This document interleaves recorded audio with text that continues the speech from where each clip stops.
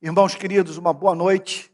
É minha intenção fazer mais uma exposição bíblica da parábola do bom samaritano. Então, o texto para o qual eu gostaria de chamar a sua atenção é aquele que se encontra no Evangelho de Lucas, capítulo 10, verso 29. Diz assim a palavra de Deus: Mas ele, querendo justificar-se, perguntou a Jesus: Quem é o meu próximo? Jesus prosseguiu dizendo: Um homem descia de Jerusalém para Jericó e caiu nas mãos de alguns ladrões. Estes, depois de lhe tirar a roupa e lhe causar muitos ferimentos, retiraram-se, deixando semi-morto. Por casualidade, um sacerdote estava descendo por aquele mesmo caminho e, vendo aquele homem, passou de largo.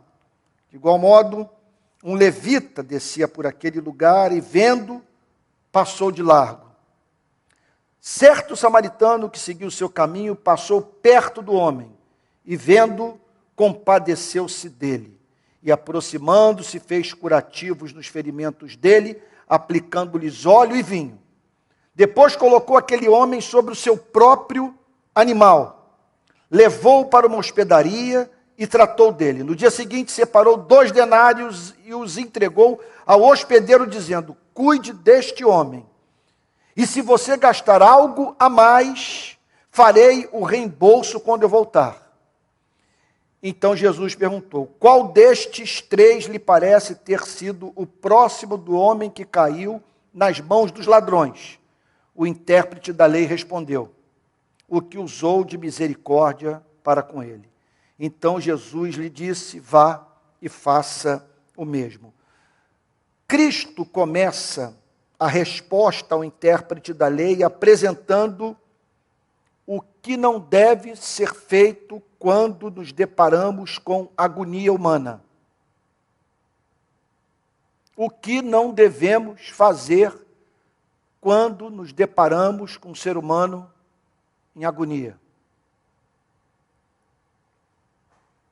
O Senhor Jesus cria uma história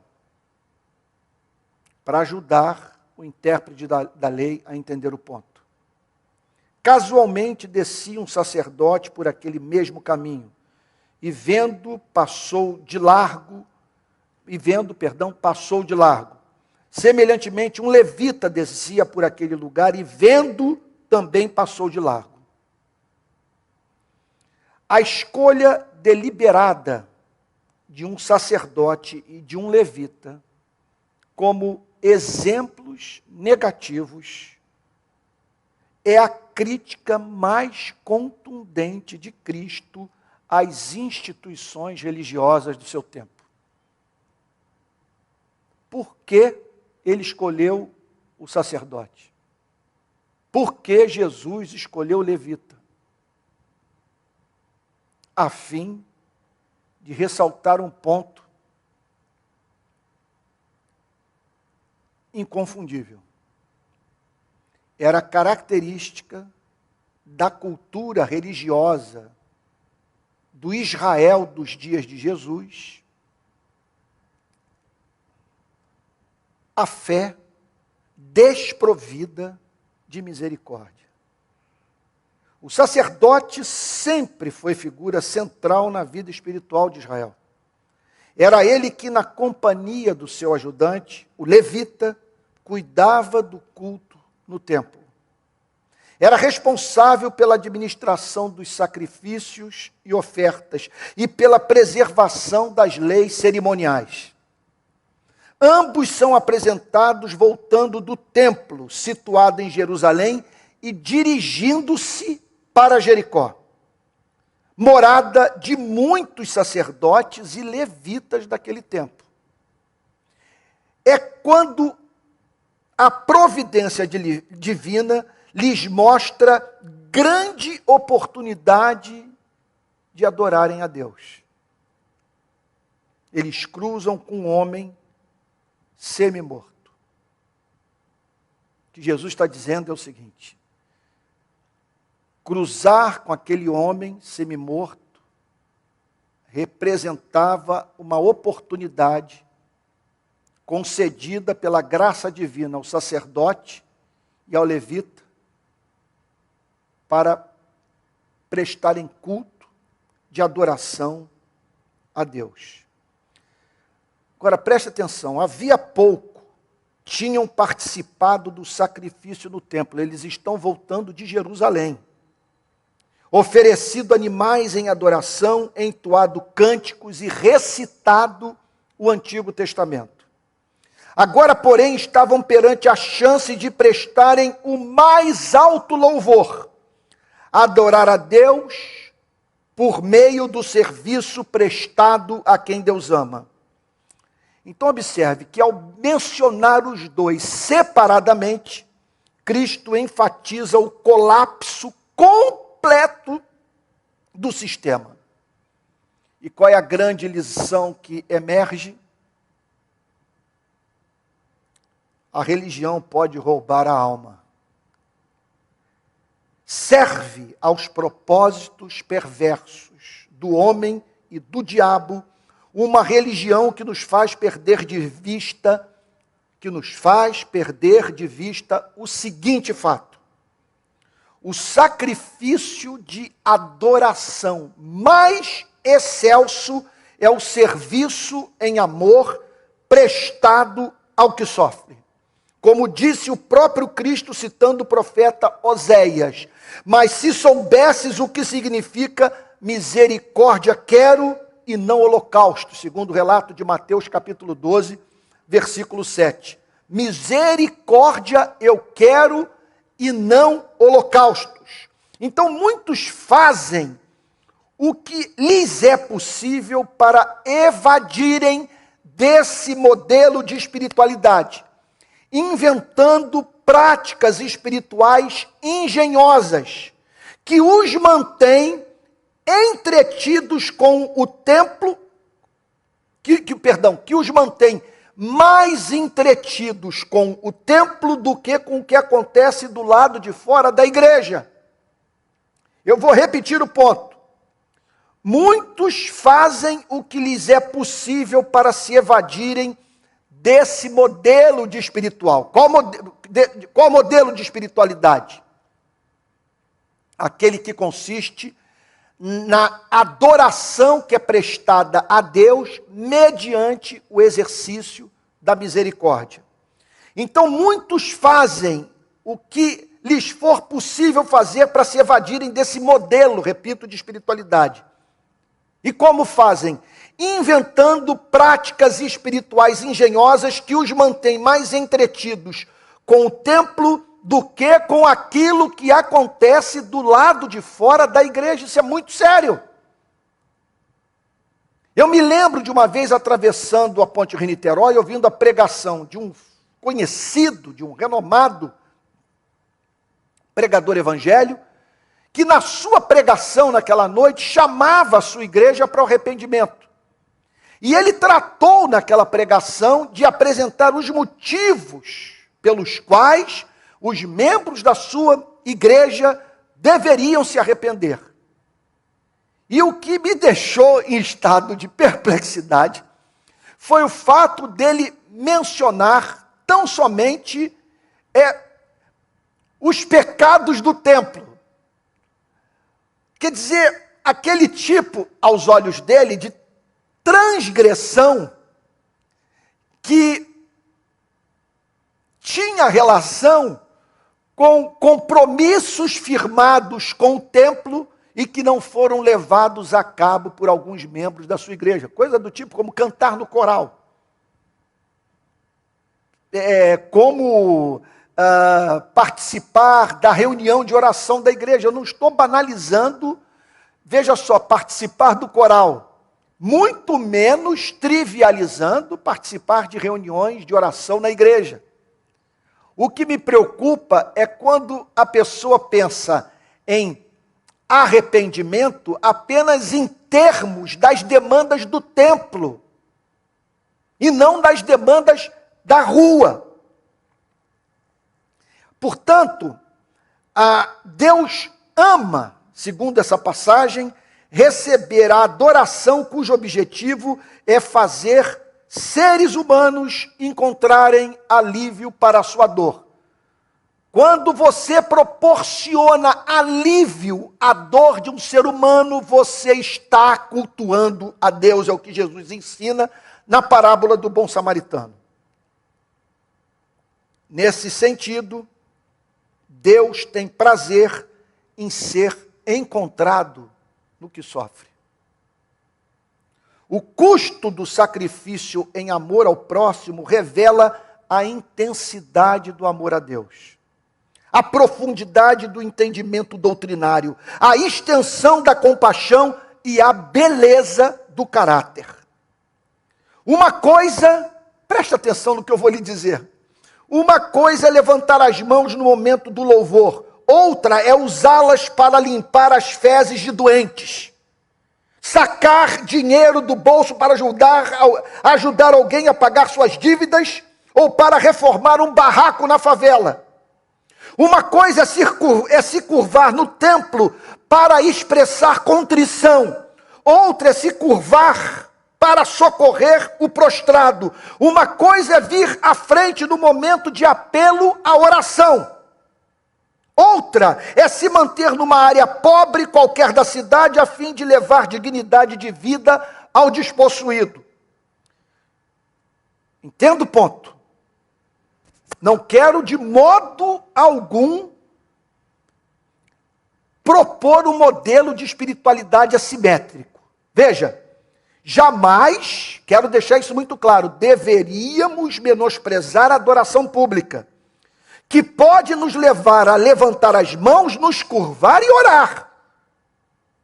Esses momentos refrigeram a alma, renovam a esperança, encorajam o coração e glorificam a Deus, sem a mínima dúvida. Contudo, todo gestual litúrgico pode ser usado para ocultar muita hipocrisia, divorciado da prática do verdadeiro cristianismo, que consiste no exercício da misericórdia, é repulsivo a Deus, conforme ressalta Isaías no capítulo 58 do seu livro, nos versos 6 e 7. Olha o que diz o profeta. Porventura, não é este o jejum que escolhi? Que soltes as ligaduras da impiedade, desfaças as ataduras da servidão, deixes livres os oprimidos e despedaces todo jugo? Porventura não é também que repartas o teu pão com o faminto e recolhas em casa os pobres desabrigados e, se vires o nu, o cubras e não te escondas do seu semelhante? Mais claro do que isso é impossível. A parte mais elevada da fé autêntica é a prática da verdade. Porque pelo fruto se conhece a árvore. A religião pode nos desumanizar. Pode-se observar algo presente na cultura da igreja que impede seus membros de encontrarem nas Escrituras suas verdades mais importantes, que conduz pregadores a serem também seletivos na apresentação das implicações éticas da sua exaltada antropologia, e que leva pessoas a orar por avivamento que traga visitantes à igreja para adorar. Veja, o que é desejável, mas não por avivamento que mova crentes às áreas pobres da cidade para servir, o que não pode ser ignorado. Por quê? As pessoas citadas na parábola de Jesus, que estavam mais envolvidas com as atividades religiosas do templo, ignoraram a dor do homem que jazia à beira da estrada. A arte de se estudar a Bíblia é fazer perguntas ao texto. E essa é uma pergunta que nós devemos fazer nessa noite. Por que as pessoas citadas na parábola do bom samaritano, que estavam mais envolvidas com as atividades religiosas do templo, ignoraram a dor do homem que jazia à beira da estrada? Responder a essa questão pode significar preservar a igreja de ter no seu seio os homens e as mulheres mais insensíveis da sociedade. Vamos lá, vamos tentar responder a pergunta. O sacerdote passou, ignorou a agonia humana. O mesmo fez o levita, quer dizer, o pastor e o dirigente do louvor. O pastor e o presbítero, o teólogo e o diácono. Vamos tentar entender por que é possível que o coração de pessoas profundamente religiosas permaneça fechado à agonia humana. Possíveis respostas. Primeiro, uma igreja de não convertidos pode ser a resposta. A questão é mais que teológica. Não é que a igreja esteja precisando ouvir mais sobre justiça social. A indiferença pode ser sintoma de falta de amor, um amor que não existe por falta de conversão. É contrassenso esperar que não cristãos, seja os de dentro, seja os de fora da igreja, se comportem como cristãos. O que faz com que o rol de membros da igreja contenha o nome de pessoas que não se converteram? Como explicar isso? Igrejas podem diluir. Eu estou entendendo o cadeamento de pensamento? Eu estou tentando responder uma pergunta. Por que que o sacerdote e o levita ignoraram a dor daquele homem? E o que eu estou dizendo que tal pode ocorrer por falta de conversão.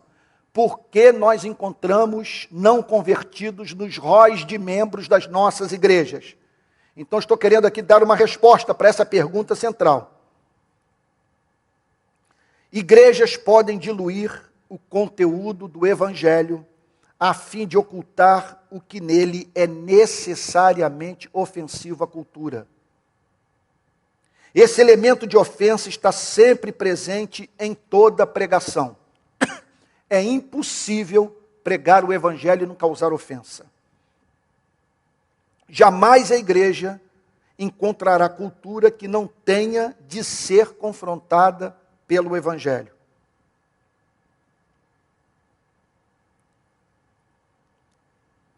Muitos pregadores e plantadores de igreja tomaram conhecimento dessas barreiras culturais após rigorosa análise do mercado e trataram de eliminar da sua pregação o que não se negocia, a fim de que suas igrejas cresçam. Se o Cristo que está sendo pregado, veja, é o que chama infelizes para serem felizes, mas não criminosos para serem salvos da ira vindoura, a igreja jamais terá aquele tipo de ser humano que a verdadeira pregação do evangelho é capaz de gerar. Eu não quero ser chato, nem subestimar a inteligência de ninguém, mas eu estou certo que a quintessência do ensinar consiste na arte da repetição. A arte de saber repetir sem se tornar cansativo. Então, me permita repetir a sentença. Se o Cristo que está sendo pregado é o que chama infelizes para serem felizes, mas não criminosos para serem salvos da ira vindoura, a igreja jamais terá aquele tipo de ser humano que a verdadeira pregação do evangelho é capaz de gerar. O teólogo americano Gresham Machen escreveu no início do século XX, tentando deter a onda liberal que havia invadido as igrejas americanas, como subproduto da tentativa de teólogos e pastores de adequar o cristianismo à cosmovisão moderna. Observe a denúncia que Gresham Machen faz. Ao tentar remover do cristianismo tudo o que possivelmente poderia ser objetado em nome da ciência, ao tentar subornar o inimigo através de concessões que este mais deseja, o apologista realmente abandona o que começou a defender. Aqui como em muitos outros departamentos da vida, parece que as coisas que às vezes são tidas como as mais difíceis de defender, também são aquelas que mais vale a pena defender. O teólogo alemão Dietrich Bonhoeffer, numa conhecida passagem do seu famoso livro Discipulado, fala desse cristianismo de conteúdo diluído que faz homens e mulheres estarem satisfeitos consigo mesmos, apesar de não apresentarem o fruto do Espírito. Observem o conteúdo profundamente cristão dessa denúncia que Dietrich Bonhoeffer faz. Não é necessário, portanto, que o cristão seja um discípulo, mas que se conforte com a graça. Veja só, é uma denúncia. Ele não está prescrevendo isso. Ele está falando de um tipo de teologia, ou de um tipo de mentalidade, de um tipo de cultura religiosa. Vou repetir.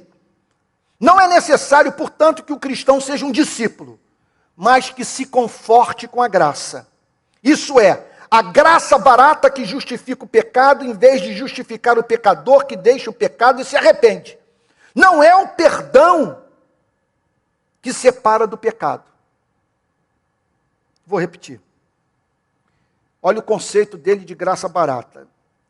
Isso é a graça barata que justifica o pecado, em vez de justificar o pecador, que deixa o pecado e se arrepende. Não é o perdão que separa do pecado. A graça barata, diz Bonhoeffer, é a graça que outorgamos a nós mesmos. A graça barata é a pregação do perdão sem arrependimento do pecador. É o batismo sem disciplina eclesiástica. É a comunhão sem confissão de pecados. É a absolvição sem confissão pessoal. A graça barata é a graça sem discipulado. É a graça sem cruz. É a graça sem Jesus Cristo vivo e encarnado. Nesse sentido, vale a pena dizer que a pregação do Evangelho leva ao desespero. Ela sempre vem antecedida do anúncio da existência de um Deus santo que pede dos seres humanos o que é justo, racional e belo. Não há apresentação verdadeira do Evangelho que oferta perdão que não seja precedida pela proclamação da lei que anuncia condenação. Faz-nos clamar por misericórdia e graça, saber que não praticamos o que exigimos do próximo, que nossa vida é pura contradição, que por onde passamos deixamos rastros de sofrimento, que pessoas passaram a viver de forma pior por nossa causa, que pecamos contra a luz, que ignoramos o que é justo, que menosprezamos o que é racional e que, portanto, Deus é justo em nos julgar. O Evangelho, porém, anuncia um Deus que atrai sua ira para si mesmo, punindo nossos pecados na pessoa do seu único Filho.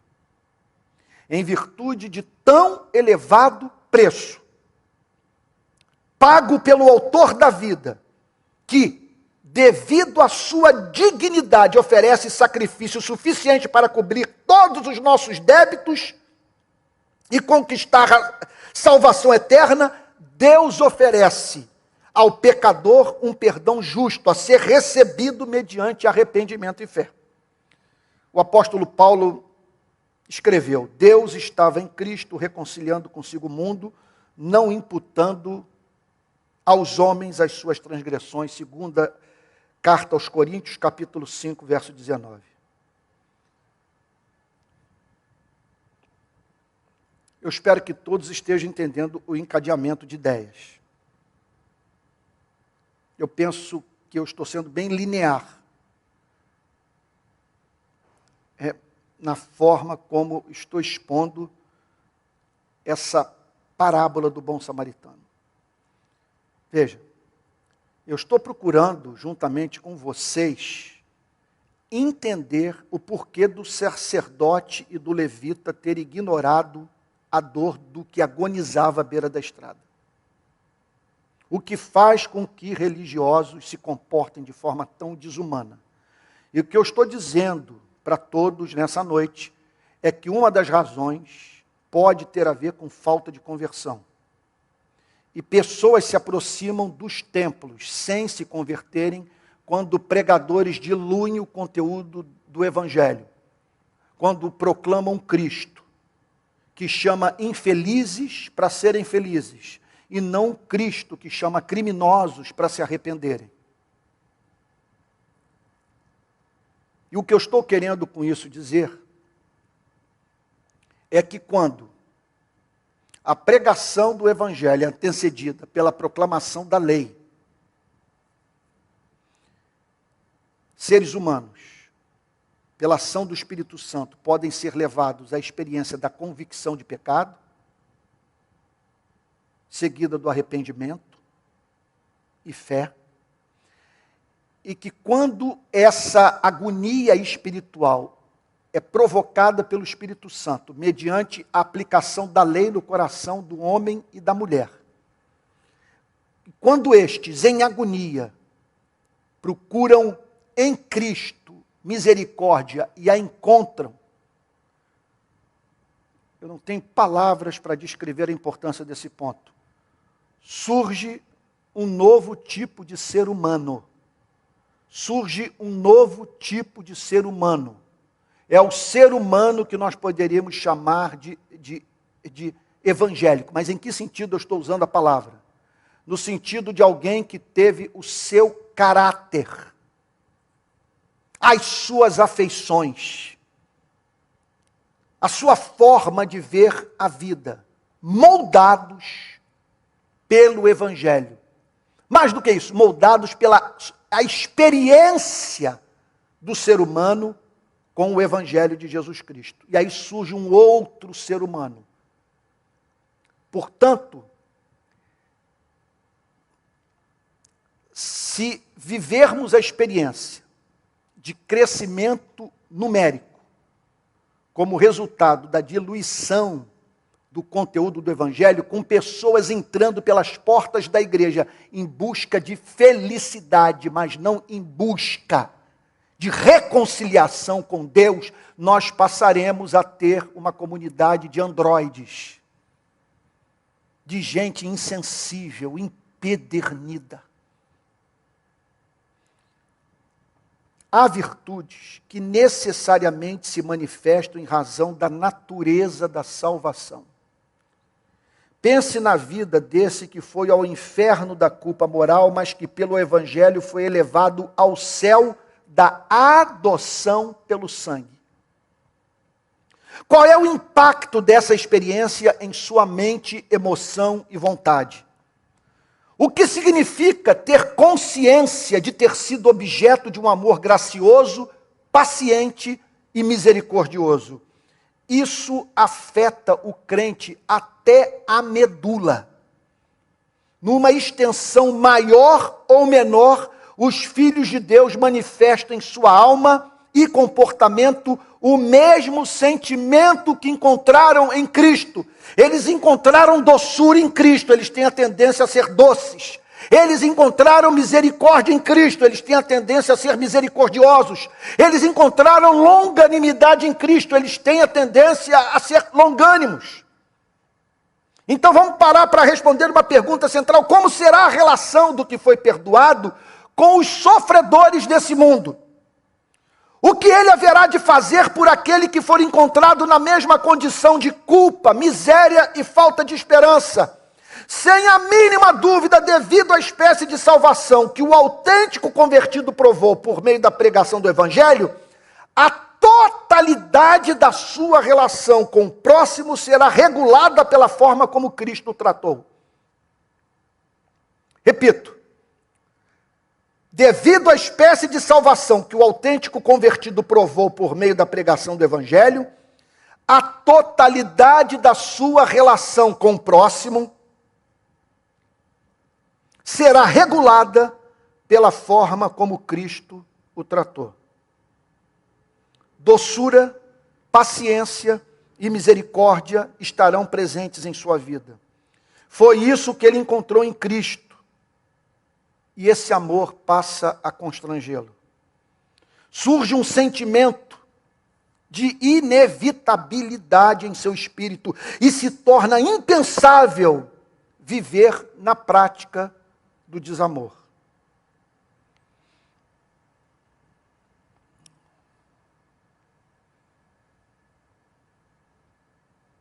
O que eu estou querendo dizer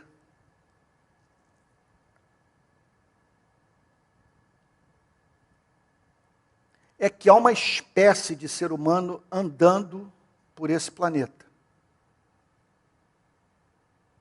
Eu não saberia mensurar o tamanho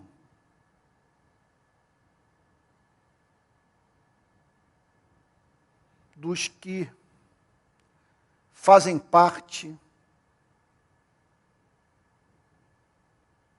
dessa igreja composta por verdadeiros convertidos. O que sei é que tem uma espécie de ser humano andando por esse planeta, cujas características pessoais não foram plasmadas, não foram forjadas, delineadas pela educação, pela experiência com os pais, pela influência de algum professor.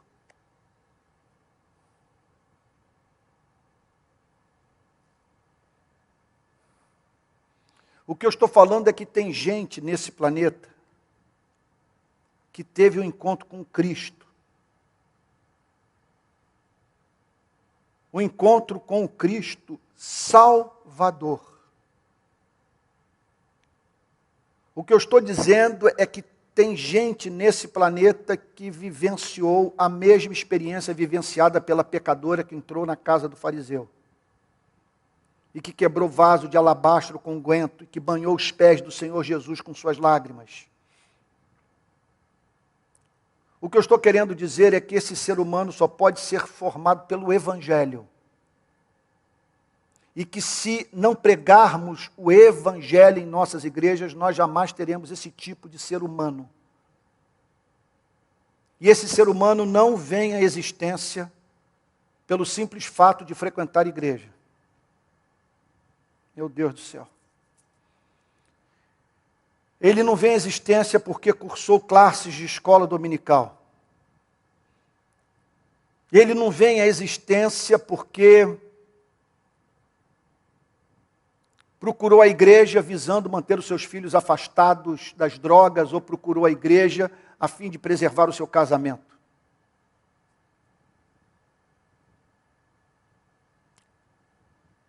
Ele não veio à existência porque procurou a igreja a fim de se afastar das drogas, se livrar de algum mau hábito, de alguma compulsão, ou ser curado de alguma fobia.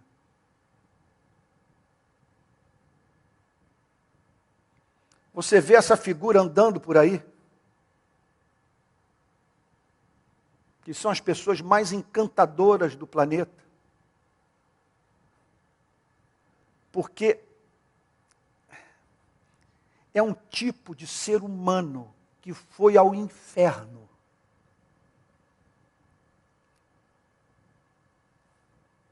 O Espírito Santo apresentou a ele a lei. Ele se desesperou. Ele temeu perder eternamente a sua alma. Ele percebeu que pecou contra um ser santo e que fez seres humanos sofrer. No seu desespero, essa pessoa ouviu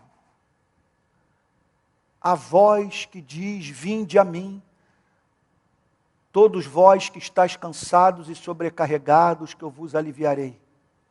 Tomai sobre vós o meu jugo, e aprendei de mim, porque sou manso e humilde de coração, e achareis descanso para as vossas almas, porque o meu jugo é suave e o meu fardo é leve.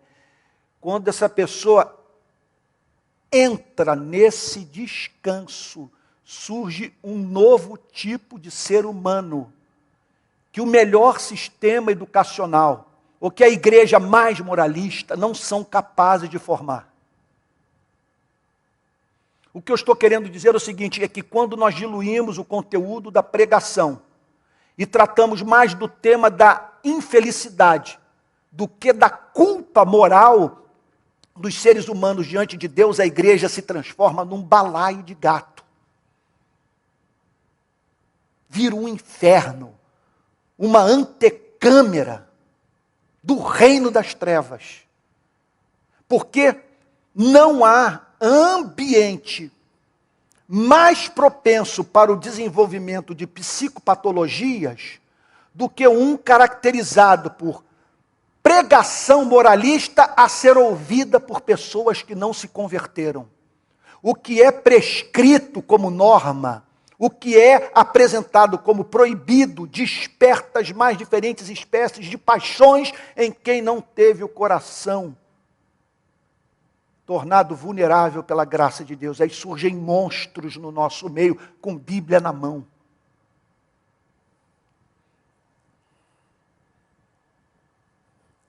A vida é o que Jesus nos ensina nessa parábola. Centrada nas atividades litúrgicas do templo, pode causar aquela espécie de autossatisfação que faz pessoas julgarem que é justo não se sobrecarregarem com o exercício da misericórdia na rua, no hospital, no asilo, na prisão.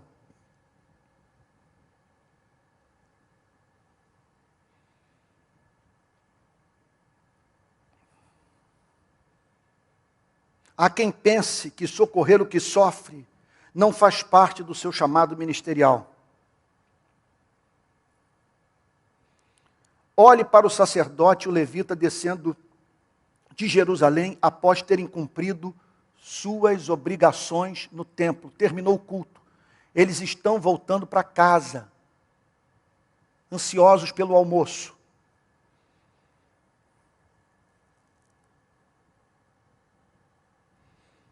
Não estaria com isso Cristo desejoso de nos falar dessa tendência à autoindulgência que tem como causa as atividades frenéticas do templo usadas como meio de expiação de culpa? Participar intensamente das atividades litúrgicas não pode se transformar em exercício compensatório, que faz a consciência se sentir desincumbida e aliviada face aos custos envolvidos no serviço ao necessitado.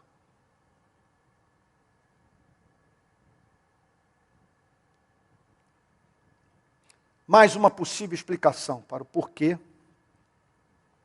do sacerdote levita não terem se compadecido do homem que tinha levado uma surra.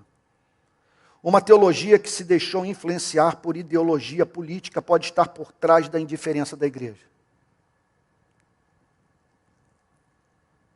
Sabemos que há ideólogos que associam a miséria à responsabilidade pessoal do pobre. Há quem creia que a pobreza é sempre resultado das escolhas feitas pelo necessitado. Sendo assim, não seria responsabilidade da igreja socorrer o que é responsável pelos seus infortúnios. Por outro lado, a igreja pode ter seus braços amarrados por aquela espécie de ideologia que trata com desdém o exercício da compaixão. Uma vez que socorrer o que está semi-morto no caminho de Jerusalém para Jericó, não resolve as questões estruturais de fundo. A desigualdade social, que leva os seres humanos à prática do crime, e a falta de uma política de segurança pública que garanta o direito de ir e vir. Então, membros de igreja podem ser mais de direita ou esquerda do que cristãos. Se estou entendendo o ponto, vem o sacerdote, o levita, com a mentalidade de direita. Olha para o necessitado e diz, ele é responsável pela sua miséria. Não me cabe perder tempo com o vagabundo. Aí vem o sacerdote, o levita, com a mentalidade de esquerda. Até quando a igreja continuará dedicada a essa compaixão que não muda a história? Será que ela não entende que nós temos que atuar politicamente para que esses episódios não se repitam? Então veja como que a ideologia pode estar por trás da canalice, da justificativa do crime de tratar com indiferença quem está em agonia.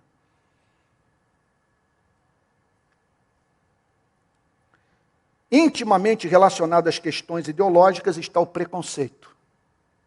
Estou tentando responder a pergunta: por que o sacerdote e o levita não socorreram aquele homem? Qual é a identidade do que se encontra entre a vida e a morte à beira da estrada? Ele é alguém cuja morte é aceitável em razão da sua classe social, cor da pele, orientação sexual ou preferência ideológica? O pragmatismo religioso proselitista pode levar igrejas inteiras a ver o crescimento numérico como a única causa a ser abraçada. Essa é uma outra justificativa. Na verdade é o seguinte: eu estou aqui no púlpito malandramente usando a membresia da igreja, levando cada jovem, cada moça, cada rapaz, famílias inteiras, a verem um cristianismo apenas norteado por uma meta, a meta de superlotar o templo, fazendo com que pessoas percam de vista o fato de que a fé sem obras é morta. Que fé sem amor significa crer como os demônios creem. Então, por esse motivo, em razão desse pragmatismo religioso proselitista, cristãos perturbados com a fome, o desemprego ou a falta de moradia poderão ser ignorados ou até mesmo sofrer oposição da própria igreja. São muitas as razões que podem levar pessoas profundamente religiosas ao comportamento indiferente do sacerdote levita. Esse é o alerta solene que Cristo nos faz na parábola do bom samaritano. Gostaria de concluir dizendo o seguinte: não é demais repetir.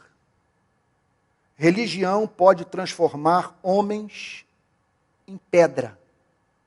Para aquele que jazia no caminho que ligava Jerusalém a Jericó, os dois religiosos que passavam eram como as pedras do caminho.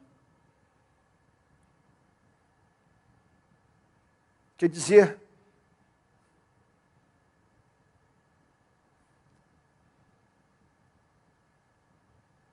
eu que já cruzei essa estrada várias vezes, tenho essa geografia na minha cabeça. Não é um deserto de areia, é um deserto de pedra. Lá estava aquele homem agonizando. E é claro que essa história inventada por Cristo certamente teve como fundo experiência quase que do cotidiano do povo de Israel, dos moradores daquela região, que percorriam aquela estrada. Então Jesus nos faz pensar naquele homem caído, sem poder se mexer.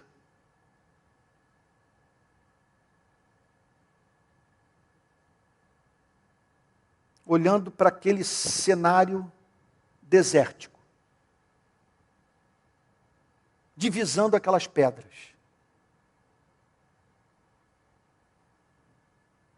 E o que Jesus está dizendo é que o sacerdote e o levita representaram para aquele homem em agonia o que aquelas pedras representaram. Completa indiferença. E eu confesso a vocês que é uma mensagem que me perturba muito.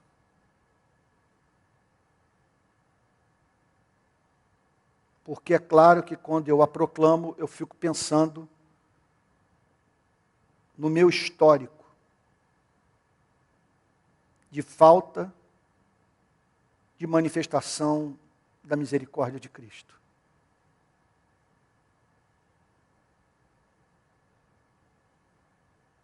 Nunca se iluda quanto ao fato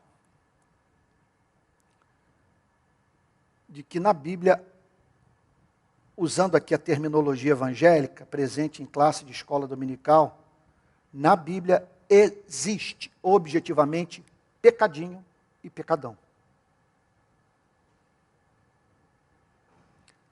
Transgredir a vontade moral revelada por Deus é pecado. Pecadinho e pecadão representam uma afronta à santidade divina.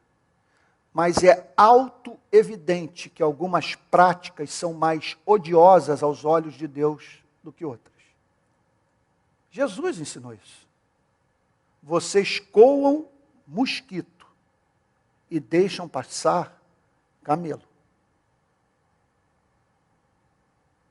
E o que eu tenho a dizer nessa noite, aqui eu concluo minha mensagem, é que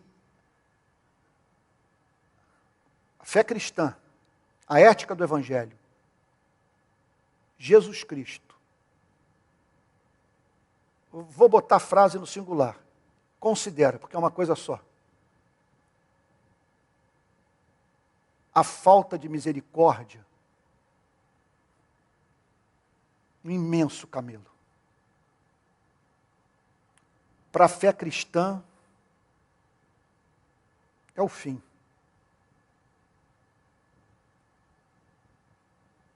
Quando isso vira cultura de uma igreja, ela é chamada pelo Novo Testamento de sinagoga de Satanás, um lugar onde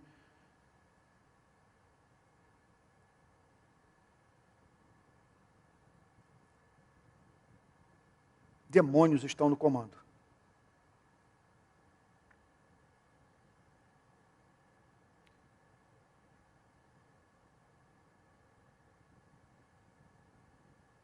Eu termino dizendo o seguinte, que essa passagem nos ensina que há igrejas em nossas cidades que, caso fechassem as portas,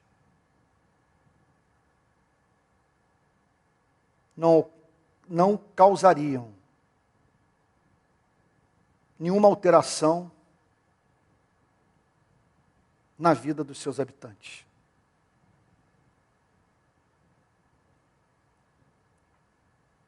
Que Deus nos conceda graça para olharmos para esse sacerdote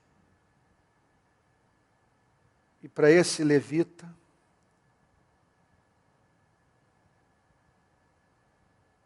com horror.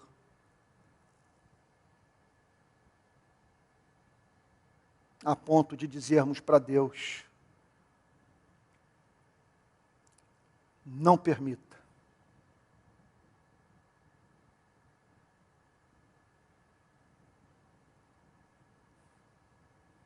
que eu seja visto pelos homens e pelo meu Deus como um deles.